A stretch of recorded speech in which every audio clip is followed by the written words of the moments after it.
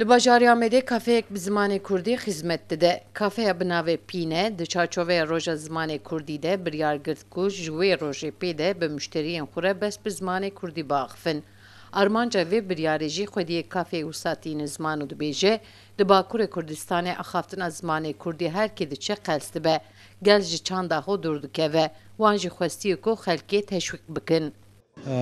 Armanca me dema di jiyanê de karekî bikî yan jî di xebatekî de bivî weya bi çanda xwe weya bi nasnameya xwe çêkî daha çêtir e.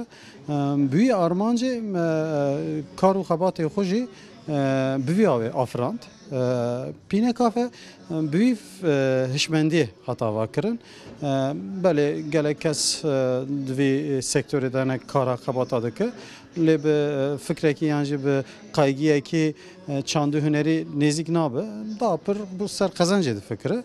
Lê em dema karekî bikin tenê bi qezencê bifikirin vî aliyê civakî, aliyê nasnamê, aliyê çandî têjbîr kirin.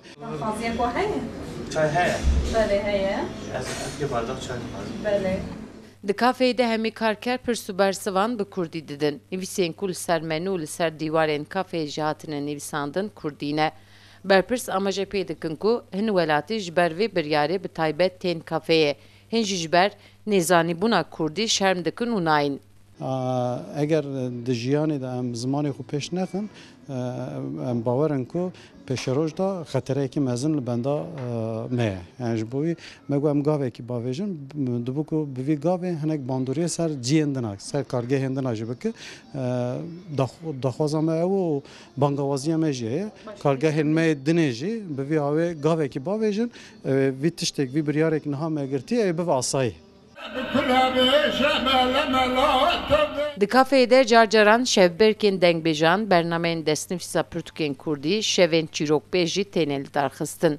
Sevda Kaplan, Kurdistan TV, Amed.